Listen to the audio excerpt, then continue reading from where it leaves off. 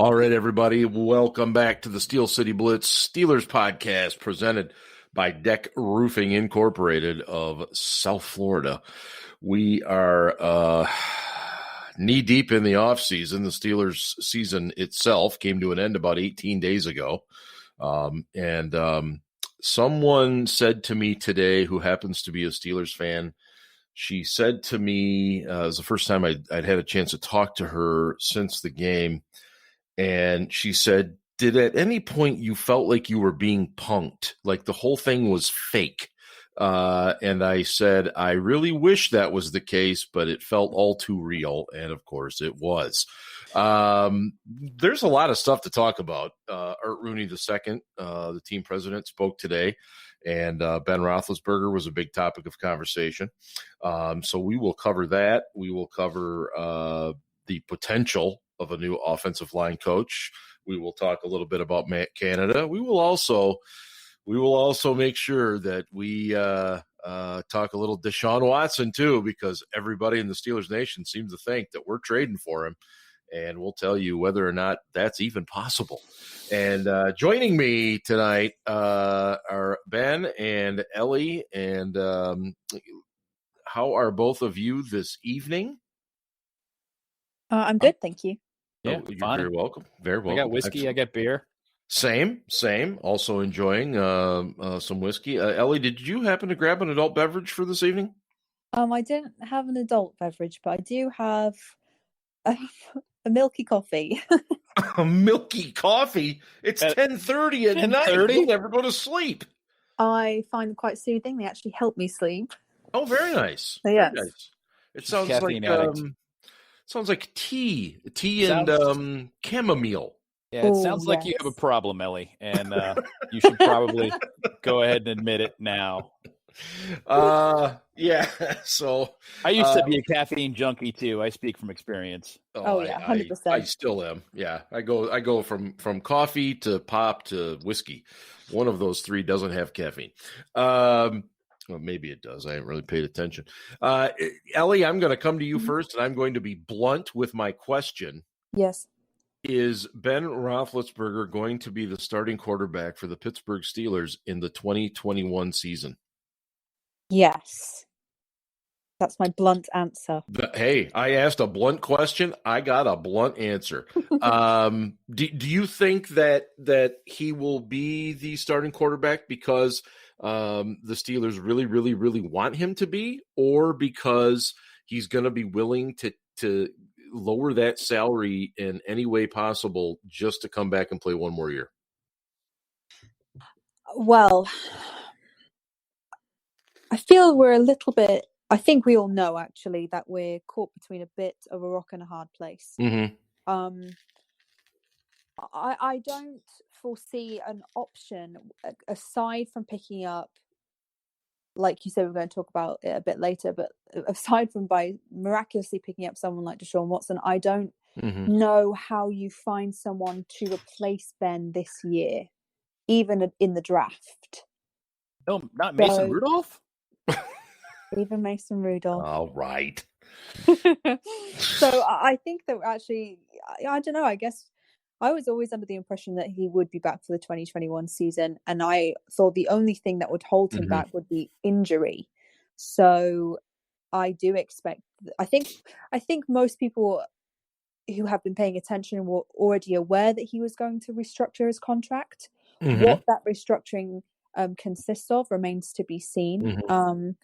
I've seen a few different options. I've seen people say 4 years and spread the money out. I've seen these. I don't even really understand, but something about like where they don't add any additional money, but you just it's like kind of like an empty promise extension, kind of things like that.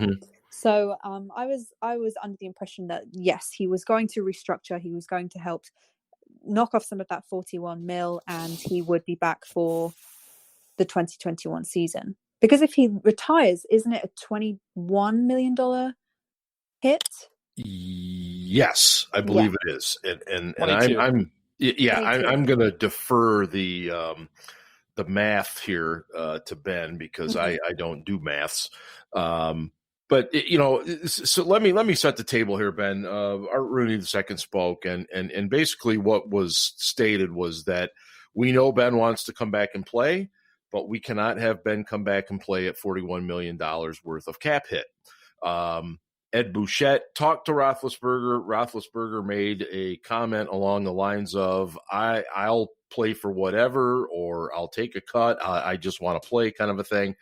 So what has to happen here for Ben to be able to, be the starter and in return for what could very well be his final year? A couple of things, and I'm going to start in front of that. Mm-hmm. If Ben retires, his cap hit is $22.25 million. Okay. That's written in stone. That hits the cap this year, no matter what happens. Okay. Yeah. If he plays under the current contract, is 41.25 because his 2021 compensation is $19 million. Mm-hmm. The reason that his bonus proration, that portion that I was referring to that's written in stone, is so high is because they've done multiple restructures on Ben's deals. They keep pushing money into future years, and eventually you got to pay the piper for every dollar you spend. Right. So that $22 million is money they've already paid out to him, and now they have to accept on their cap. Okay? Mm-hmm. So that's just kind of give you a brief overview of what the way bonus proration works. Now, typically when a player says, I'm willing to restructure, he's not really doing the team a favor. Okay. These guys act like they're doing the team a solid by restructuring their contract. They're not. What they're doing is they're taking more money now, today, as opposed to taking it over 17 installments over the course of the season. And they take it now and they invest it. So it's a better deal for the player to do a restructure, and the team also gets cap space. It's a win-win. That's the whole point. But sure, players are not being magnanimous by accepting a restructured deal. Okay, a simple restructure just takes a portion of the player's compensation and spreads it out over future years on a contract. Okay, so Ben did not say restructure. And I really, because people keep telling me today, Ben says a restructure his deal. Ben didn't say that. What Ben said is, I want to do everything that I can, and made that very clear to them from the very beginning that it was my idea to basically help the team however I can this year. I don't care about my pay at all this year. Well, when you've made $253 million over the course of your career, you can afford to be a nice guy, and Ben has. So there are two ways they can lower his cap hit. Okay, they can do the extension. They could add a couple years. They could add 4 years. 2 to 4 years, and they can spread the $15 million. They could actually spread about $17 million and change over the course of the next however many years they add on to Ben's deal.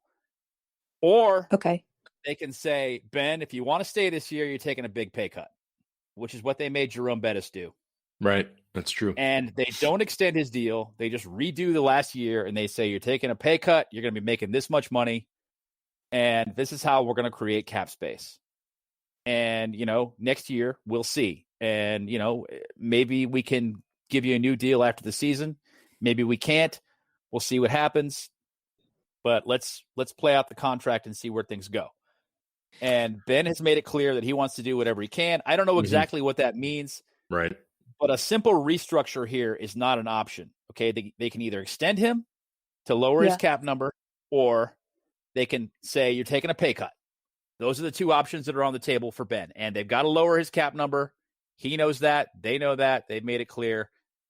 That's what's going to happen. Well, we've all known this for months. We've been talking about it for a long time. So extension was what I always thought. I never actually thought that I never thought about a pay cut. I don't know why, but I always thought it would have been the extension option. Which one be more beneficial in the long run for the team? To cut his pay now, or to cut his pay? For the team, it would be to cut his pay, because then they wouldn't be kicking the can down the road, so to speak. Right. Yeah. With in terms of having to pay the piper against the cap. The best thing for the team would be a pay cut. I don't know if it's fair to ask a quarterback for an NFL team to cut his pay to $4 million, though. Wow. That's way, way below the market. And I'm theorizing here because he's got a $15 million roster bonus due on the 5th day of the league year. If they asked him to waive that and just accept $4 million, which, Ben's not going to go broke if that happens, guys. Right. You feel real sorry for him. Like I said, he's made $250 million. But, I don't know how fair that is. And I don't know whether or not his agent is going to is going to recommend that he accept that.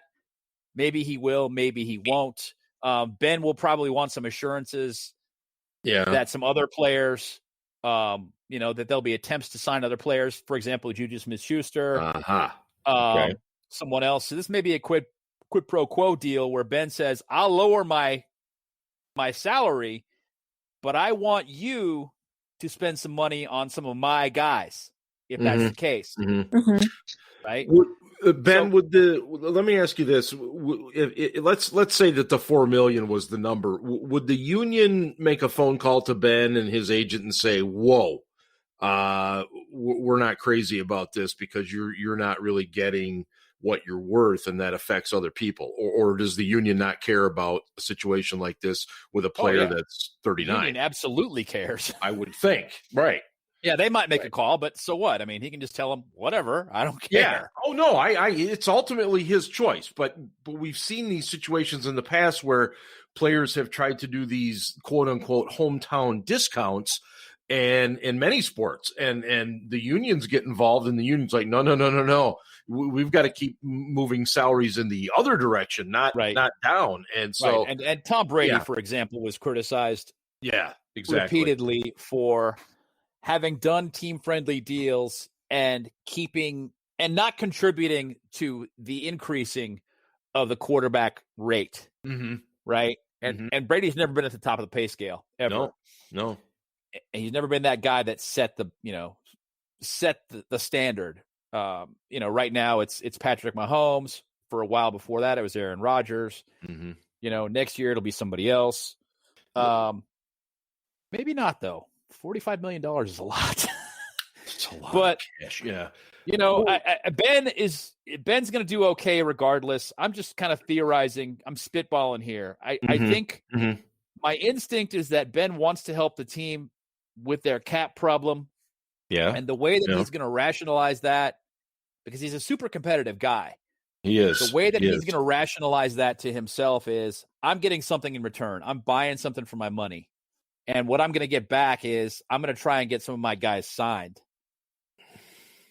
So what's that reality though? We're talking about a pretty good chunk of money to get Juju back though, because Juju isn't going to pay for $8 or $9 million. He's going to want higher receiver money, which he's going to be worth. Juju, in my opinion, Juju is going to be on the open market. He's going to be offered upwards of $15 million a year, and even taking a discount to stay in Pittsburgh. Let's say he stays for 13 or 14. That doesn't mean his cap number is going to be $13 or $14 million in 2021. Right. It'll probably be fairly low. It'll be affordable this year for the team, but that doesn't mean that it's something that they can figure in long term. People keep going on about how the Steelers have all this cap room in 2022. No. That's because they have 17 players under contract. 17. Yeah, and there are a whole bunch of high-ticket items that need to be taken care of before people can take a look at that cap and say, oh, yeah, we've got all kinds of space. No, we don't. We do not. Well, and this is a reason why I think people come to our podcast, because they see that and they think exactly what you just said. Oh, we've got all this cap room. No, people, it doesn't work like that. You have guys under contract with massive contracts, and you have to deal with those. It's just not. I can remember a few years back when people were talking about how much cap room the Steelers were going to have, and they're going to be spending all these wonderful dollars on free agents, and it's going to be like the Redskins back when they were signing Bruce Smith and Deion Sanders, and no, it's just not how it works. That's not the way the Steelers do business anyway. No. When they sign free agents to big deals, it's their own guys. Yes. If they had the cap space this year, they would re-sign Bud Dupree. They would re-sign Juju Smith-Schuster. They would take care of those guys first. Yeah. They don't have the space. They're going to have to make some difficult decisions. But, those are the guys the Steelers sign in free agency. They don't go out and sign Deion Sanders. No, they've never been like that. No. Ellie, since Ben kind of mentioned him, Bud Dupree, he's coming off of an ACL injury, which was suffered in, I think, week 11, if I'm not mistaken. He's a notoriously hard worker. I think he's going to be back. In what condition, no one knows. No one ever knows after these ACLs. Yeah. But were you happy enough with what Alex Highsmith did where you won't feel too bad if Bud goes elsewhere, or are you kind of in this camp that you'd really, really, really like to see Bud back? I would really, really like to see him back, but that's not a knock on Alex Highsmith at all. Right. And that's where for me, the kind of conundrum is, because do you try everything possible? And I'm not even sure, because honestly, the cap is really complicated, and I'm not very well versed in it, so I don't want to pretend that I am. But it would have to. I know they'd have to move mountains to be able to keep him. I think that the issue is, did Alex Highsmith show enough? Well, was he really given the opportunity to show enough in order for people to feel confident in keeping him? I think I said it when Bud Dupree went down with the injury on the podcast, actually. We didn't need him to fill Bud's shoes, just his position. And I still feel that way. Alex Highsmith is his own entity, and I think he could mold himself perfectly into this defense. I really do. I see it. I saw a lot of bright sparks with him, and I think he would be an asset. However, I really like Bud Dupree, and I will miss him if we don't manage to keep him. But I did see his reaction to, and I can't remember who it was, saying that he should come back to play for $6 million. Pony. And he just put the laughing emojis. Yeah. So the tweet was from Filippone. That was it. And he was quoting John Clayton. John Clayton, the former Steelers writer, and then he went on to great fame at ESPN and did one of the great ESPN SportsCenter commercials of all time. By the way, exactly. And John I've always enjoyed John Clayton. But he claimed that coming off the ACL, that Bud may very well play 1-year deal, $6 million. And as Ian pointed out in our discussions today, that would roughly put him about 44th or 45th in terms of the highest 46th. paid out. Yeah, outside linebackers. Yeah. And my only reply to that is, yeah, that ain't happening, ACL or not. So, Ben, where does he fall in? And, is there any chance he's actually back in Pittsburgh? Because personally, I don't see it. There's a chance. It's a really, really, really slim one. There's always a chance. But it's possible. Yeah. I personally, I think even if Bud signs a 1-year deal, you're looking at somewhere upwards of 12, 13 million. Absolutely. Okay, let's put it this way. The 10th highest paid edge player in the NFL makes $17 million. 10th highest. Yeah, 10th. Makes $17 million a year, okay? Yeah. Really good pass rushers are really difficult to find. Mm-hmm. And every single year, there's some guy who gets overpaid. And Bud might be that next guy. Bud also could be the guy who goes somewhere and makes the Steelers wish that they had found a way to keep him. Although I don't know how they would find a way, to be perfectly honest. But, I think he's probably looking at more along the lines of, that $17 million, $18 million a year range on a mega deal someplace like Tennessee, where they really, really need a pass rush and they're desperate. Some team like that is going to come in and offer him more money than he can than he can afford to turn down, and he's going to say, yeah, I'm taking it. And he's going to be set for a very, very long time, the rest of his life. Mm-hmm. And even if things go badly and he takes a couple of physicals early and they look at his ACL and they go, yeah, you're not ready yet. We can't make an evaluation on this. And he has to wait until, I don't know, May or June to sign. I still think he's going to sign for like 12 or 13 million, and $6 million on a 1-year deal. I just don't see it. It's just not realistic. And nobody I've talked to who's knowledgeable about the cap to this point has disagreed with that. I don't know where Clayton's coming up with 1 year, $6 million. I think he was just spitballing. I think he was spitballing, and I think they put him on the spot, and he said something dumb, and maybe wishes he could have taken it back, but he can't. One other point on Alex Highsmith, since we were talking about that earlier. Bear in mind that T.J. Watt didn't exactly, light the world on fire his rookie season. Mm-hmm. He started all but one game. Yeah. And didn't, he had a solid year, but it wasn't like fantastic. He had 7 sacks, which is, pretty good. Most of them were toward the end of the season. He had a pick. I don't know how many tackles. He had 54 tackles all in. Highsmith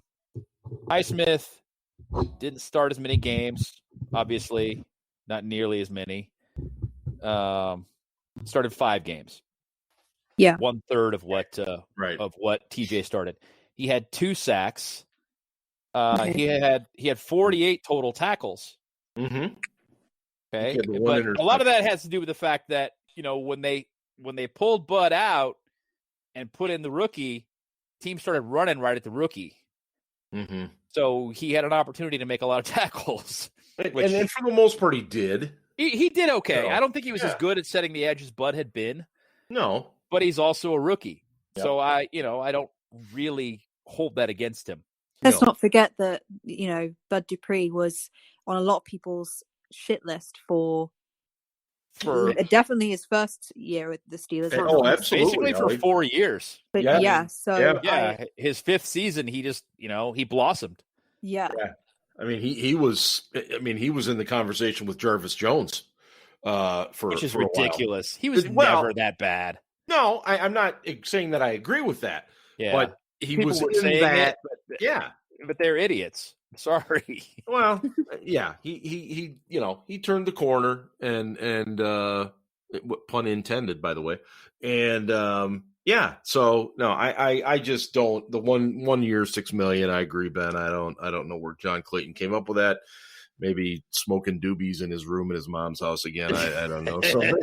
Something like that. Mom, meatloaf. My interview's done.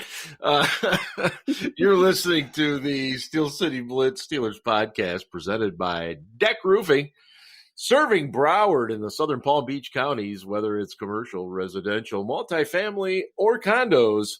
Contact Deck Roofing today by visiting deckroofing.com. Hey, one other point on Bud. Yeah, sure. Since before we shift gears here and go to something else. Uh-huh. That guy's worked his ass off, and he's going to get paid this year, and he deserves it. So he does. Congratulations, Bud. Good for you. Yeah, I couldn't agree more. Well said, and I'll just leave it at that. Okay, let's set the table straight on Deshaun Watson. All right. Okay, so he's got a massive contract, and we'll get into that here in a minute. And look, I honestly don't blame the guy for wanting to get the hell out of there. That organization is a trash bin on fire with also missiles being launched at it. I mean, it's just awful. Okay. And he's had enough. And I am one that does not like the fact that players in all sports leagues have gotten so much power. But I cannot deny that he's in a tough spot. He feels like he just has never been treated fairly down there or been given the things he needs. And certainly when you lose your number one receiver and get David Johnson in return, no offense, David Johnson, but your best years are behind you, man. So I get it. So he formally has now asked to be traded. Yep. And he asked weeks ago, apparently. Well, he did, but then I guess the formal was announced. Well, today.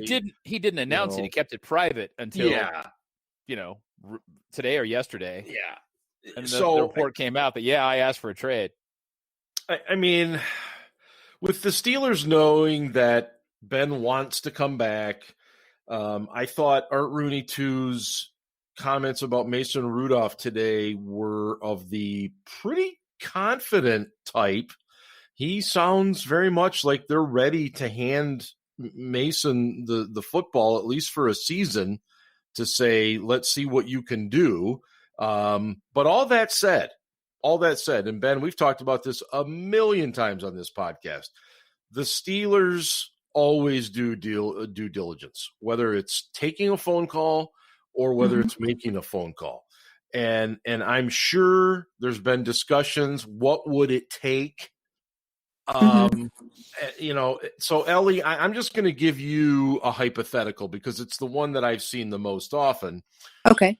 Would you trade TJ Watt to get Deshaun Watson? No, I wouldn't. Are you the problem with that is it's not going to just take TJ Watt. And I find it kind of funny, actually. A lot of people that would take TJ Watt are the same people that will tell you defenses win championships. Ooh. And so I think it's a little bit of that catch-22 situation. You find yourself and I'm not saying that Deshaun Watson is a great quarterback, and I have never said otherwise. And you would have a great quarterback for many years, but you would also be losing what I would call like I don't know what the right term is, but for me, TJ Watt is the potential to retire a Steeler and be a Hall of Famer. That's how I see him. Yes. Yep. So that's a tough balancing act. It is. I'm not saying that TJ's the entire defense. Of course he isn't. But to take a powerhouse from one side of the ball in exchange for a powerhouse on the other side. On top of that, you would have to provide draft picks, which means that's less O-line possibilities. That's definitely less running back possibilities, maybe even tight end. You're probably going to lose your center. So how are you going to get that with no draft picks this year, or certainly not a first or maybe even a second this year if you want Deshaun? I think the cost is very... You'd be looking at the potential of saying, yeah, we're going to take Deshaun, but we are saying also that it's kind of like entering rebuild mode a little bit. We'd have to suddenly start building the entire rest of the team around the quarterback, which I know is obviously the way a lot of this stuff works. Sure. But I just think that's a very pricey individual, and I'm just not sure that we could do it. Not only that, and a couple of people I've seen have said it, how do you pay him? Once you've got him, how do you pay him? You know, he's going to be expensive. I don't know how we're expected to pay him on top of subsidizing the loss of TJ, on top of paying the receivers that Deshaun Watson would want. You know, he would probably come to Pittsburgh and be in the same situation where he'd say, you don't have any weapons for me. Well, we can't afford them. Well, he wouldn't have an offensive line, but he's used to that. Yeah, exactly. So Ben, you kind of stumbled on this today from what I could tell, that his deal was such that it's like, how do you trade him? But then you kind of realized that it could work. Oh, he's definitely tradable. I mean, basically the bulk of his guaranteed money was not paid in bonuses to start the contract. It was paid. It was set up as guarantees to be paid over the life of the deal. So the acquiring team, should he be traded, and I don't think he'll be traded, but should he be traded, the acquiring team will assume those guarantees. If the Texans do trade him, his bonus proration only hits their cap for an additional $5.67 million above what his cap number is this year. Okay. But then he's got to pay them if he refuses to play this year, for example, and sits out the year, he's got to pay them back $5.4 million for this year. So Oh, thank you. That's one of the things that people need to take into consideration here. Deshaun has some leverage. He can refuse to play, but if he doesn't, the Texans can fine him for every day he misses. And they can also demand that he pay back any unearned signing bonus money to the tune of $21.6 million if he just decided to retire. Okay? Wow. Yeah. And they get all that money back against the cap as well. When they get it back from him, they get it all back. What is the daily fine for somebody? $50,000 for every day you miss in camp. A day? A day. Good grief. Yes. $50,000. If you were under contract, you've signed the deal and you don't show up, $50,000 a day. But you can't see, but the color has drained from my face. Getting back to this question of whether or not the Steelers could acquire him. It's really nuanced, okay? Yeah. It really is. First of all, Ellie, as you pointed out, how do you pay him? Well, this year you can pay him because he only makes $10.5 million. So you assume that, you assume all the guarantees. Next year he makes 35. The year after that he makes another 37, so on and so forth. Things keep escalating. So you could pay him. That's workable. But here's the thing. The Texans aren't going to trade him. Okay? So what they're working this from two different angles. Publicly, they're saying, we have no intentions of trading him. They're already putting the word out. We're not doing it. But then the rumors are that they want, if they were to consider a package, it would be at least three first-round picks included in the package. And that's not all they want. They want 3 first-round picks plus. Wow. So let's just say hypothetically that TJ Watt was part of a trade to the Texans for Deshaun this year. The Steelers' first-round pick this year is late in the round, which devalues it. Yes. They can make the argument that they're going to have some holes in the team over the next few years trying to figure out what the deal is, and that they're going to take a bunch of cap medicine this year and cut a bunch of guys, cut a bunch of contracts, and say, hey, we're not going to be very good. You'll probably get better picks in 2022 and 2023 while we rebuild our team. But it's 3 first-rounders that hurt you while you're trying to rebuild your team. So in my mind, if they did this, hypothetically, and I would, if it was an equitable trade, I'll go on record. If it was an equitable trade, okay, where you were getting value for value, I would trade TJ Watt for Deshaun Watson because franchise quarterbacks are so hard to find. True. Yes. I get it. TJ Watt, as great as he is, and I agree with Ellie said, he has the potential to retire as a Steeler and be a Hall of Famer. As great as he is more easily replaced than a Deshaun Watson. You think he's more expendable than Deshaun Watson? That's not to say that he's expendable. He's just more expendable than Watson. Yeah. Okay? And for anybody who's been a Steelers fan for a long time, that period between 1983 and 2004 that you lived through, you know how many terrible quarterbacks we watched play. Okay? And relive that through your heads right now and tell me that you still wouldn't do it. You would. You would do it, and so would I. I would trade away TJ Watt if it were an equitable trade. Now, to me, that means like TJ Watt plus a first-rounder, and we're done. Not TJ Watt and 3 firsts and a second and a third, and you send us back a 5th. Fuck that. No way. Absolutely not. But that's why the rumored ask is so high. The Texans have no intention of trading him. They're not going to. And Watson's only play at this point, let's just say he came to Pittsburgh, okay, somehow. Sure. They worked it out and he came to Pittsburgh. Pittsburgh would have to start rebuilding the team. They'd have to do a tear down beginning this year. So he would lose Juju. He would still have Johnson and Claypool and Washington, which is a pretty good cast. Yep, not bad at all. But, he'd have a bunch of rookies along the offensive line. He wouldn't have a very good defense opposite him. So the team wouldn't be very good. I'll just be frank. And it would be a difficult stretch for a few years. He would be frustrated. I don't see that working out. I agree with what Ellie said before. Yeah. I don't see him getting traded anyway. I think that at the end of the day, his play is going to be, he can either stick it out for a couple of years in Houston, at least 2, before they say, okay, fine, you're still not happy, we're going to trade you.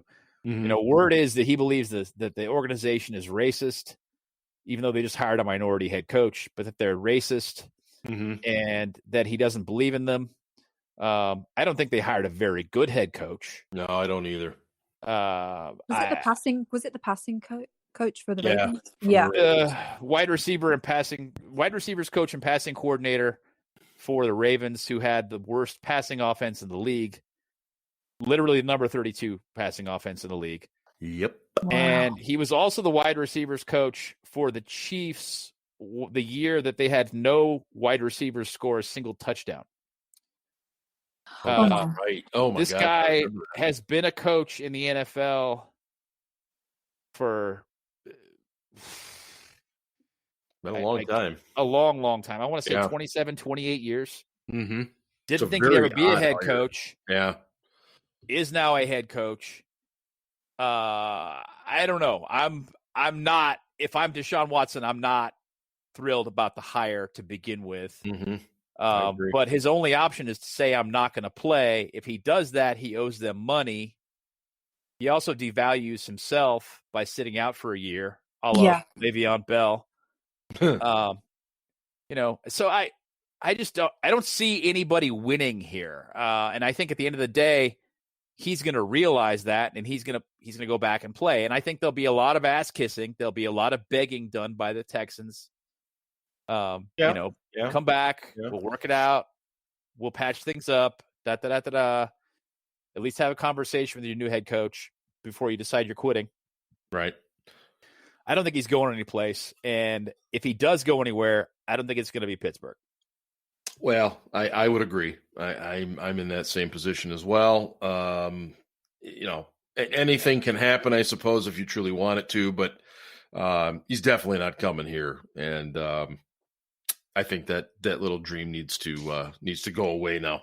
The Steelers are still in the market for an offensive line coach. They had Hank Fraley, who was at a one-time player for the Steelers years ago. He came in from Detroit for an interview and decided to stay in Detroit. There have been a few others. I will mention that Sean Surratt, the coach that was relieved of his duties, he is now an assistant offensive line coach with the Chargers. So he did pick up some work, and he'll enjoy much nicer weather in the Los Angeles area. But be that as it may, the Steelers are still in the market. They have settled on offensive coordinator Matt Canada. That's a done deal now. So, Ellie, let me ask you this. What do you think is more important? Do you think it's more important to get an offensive line coach that's going to work well with your offensive coordinator, or is it going to be somebody that's going to work better with Ben Roethlisberger, which might only be 1 year? Because Matt Canada's got kind of his work cut out for him. Ben, I don't know, really fits his offense. And so if he has to use him for 1 year, what kind of offensive line coach is he looking for? Do you know what I mean? Yeah. I think what would be beneficial would be to look for an offensive line coordinator that works best with your offensive coordinator. Who works best with Matt Canada. Because that, to me, inspires some belief that the Steelers are looking forward to the future, which at some point we have to start doing. Yep. One more year. We thought, I honestly, some people thought 2020 was going to be the final year with Ben. Now it's looking 2021. And I think we've said it when we were talking about the cap and his contract, eventually you have to start moving on from Ben Roethlisberger. As much as some may not, and some people are very much ready to do so. I think a really good start is to start building a coaching staff that's looking towards the future. And the future of quarterbacks in this league is mobility, being able to do more than have a really strong arm. It seems to be the winning style of quarterback moving into the future with the NFL. And I think that the O-line is such a integral part of that scheme, and that seems to be Matt Canada's scheme. So I think moving forward, I think the best fit would be someone who works best with Matt Canada. Does that make it difficult for 2021? Probably. That being said, you could have someone who's an exact fit for Ben, who's perfect for him, but with the scheme being now a new offensive coordinator, would it work anyway? I don't know if it would make much difference. You're really just looking at an O-line that benefits Ben but doesn't benefit the rest of the offense, or an O-line that benefits the offense but makes Ben feel uncomfortable. I think that a lot of people would lean towards Ben just having to sort of, that's so difficult because how do you tell Ben to do that? I certainly wouldn't want to, but I think that you look to be progressive is to look towards the future. I think the Steelers are showing signs with some of the things they've at least said that they're looking for the future. I think they're looking for coaching staff that work and complement a new scheme of offense, because the same thing isn't working anymore, and 2020 has certainly taught us that. Yeah, I agree totally with that. Ben, are they looking for a very specific fit here, or are they just not having luck finding somebody? I don't think they're looking for a very specific fit. I don't think it really matters, honestly, whether or not the quarterback, the offensive line coach fits Ben or not. Mike Munchak was known for his acumen with the run game. He wasn't a guy who was, an offensive line coach who designed a high efficiency pass blocking offensive line. He was never that guy. That was never his forte. He did it when he was in Pittsburgh because he needed to match the scheme for the offense that he was coaching in. Do you understand what I'm saying? As far as Canada goes and Ben fitting his scheme, I'm not particularly concerned about that. Canada is a really creative guy, and basically I expect him to design an offense around his players and not ask his players to fit his scheme. Everybody keeps looking at what he ran, the offenses he ran in college. He's not going to run the same stuff in the NFL. I'll just tell you, it's just not. It's going to be similar. You're going to see some similarities there. Right. You're going to see some things that translate over. I mean, some of the things the Chiefs do with a lot of motion to try and confuse defenses and catch them, making adjustments before the snap so that you know what the coverage is going to be, so that you know which gaps the defense is going to attack on the run. All of those things are going to be incorporated, and those will be nice to have. But in terms of the overall offense, it's going to fit the guys that are in the offense. Not those guys aren't going to be asked to fit the scheme, in my opinion.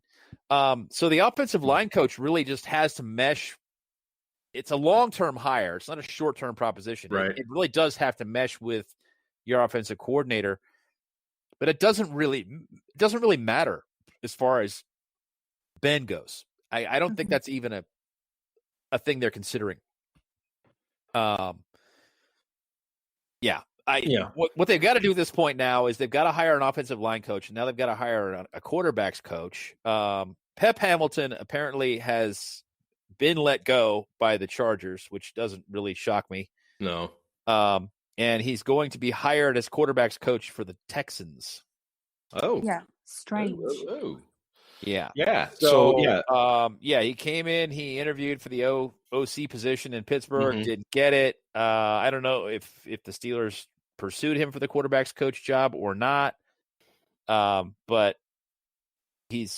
they're expected to hire him as a quarterbacks coach in Houston.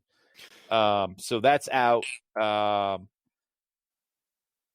Jim Caldwell is another guy that Mike Tomlin had a conversation with regarding the offensive coordinator position. I don't know if that was Tomlin doing his background on people and saying, hey, what do you think? Who should I bring in?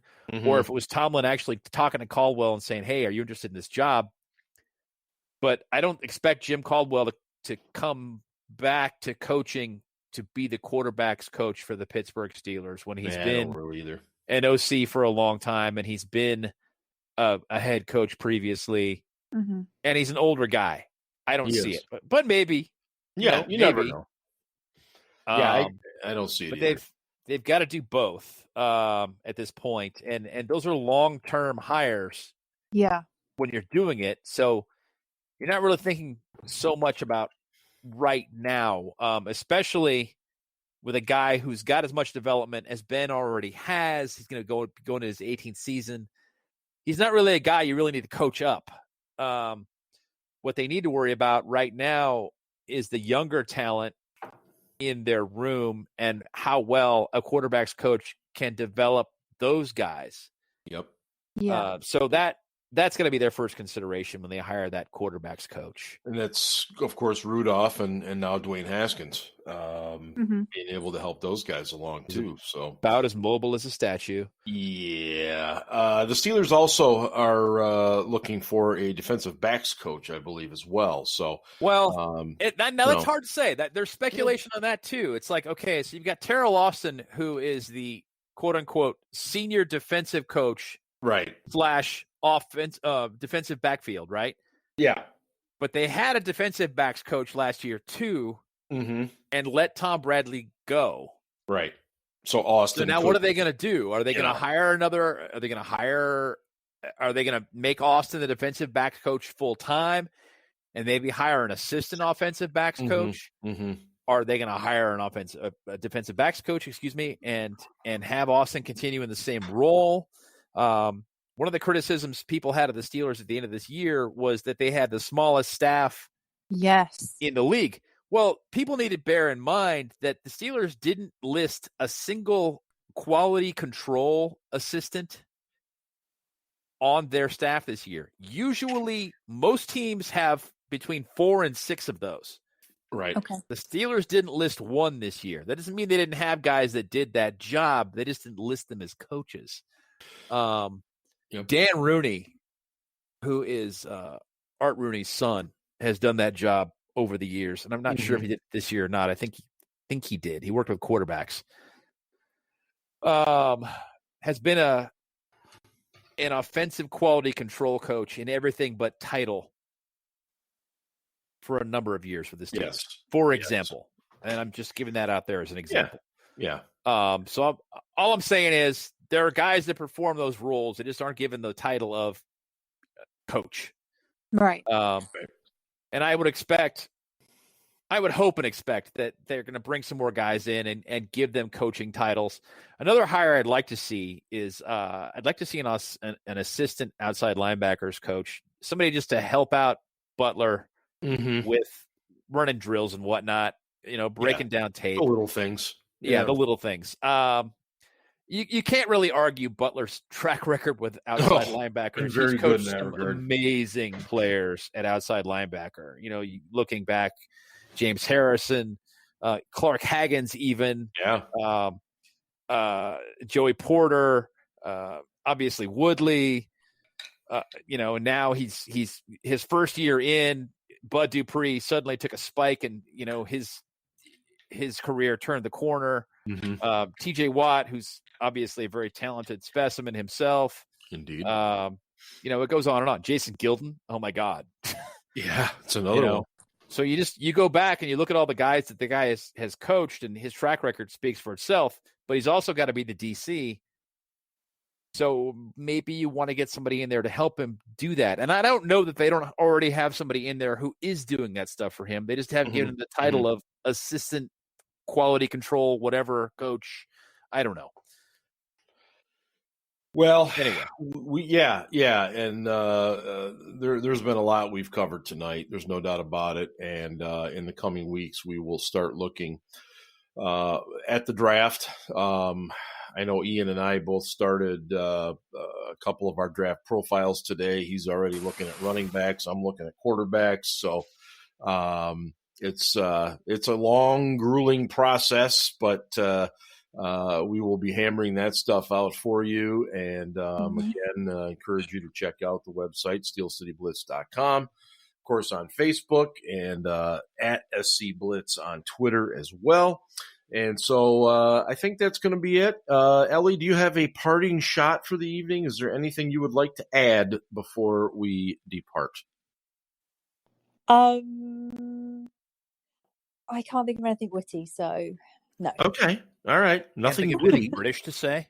Yeah. Oh, jeez. Anything British to say? It's British? What? I will say, if there were more Brits on that coaching staff, I think we wouldn't have half of these problems. Whatever. I'll say this.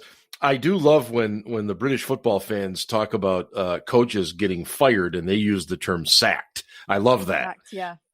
Which obviously is very synonymous with English football over there. Mm-hmm. So I do. I enjoy that part of it. Ben, did you have any parting shots for this evening? All right. I'm going to drink one more beer. Oh. No, not really. Okay. I mean, well, I don't want to force anything. No, not at all. There are so many questions rolling around right now. This is going to be a really weird offseason. The Steelers have 19 free agents.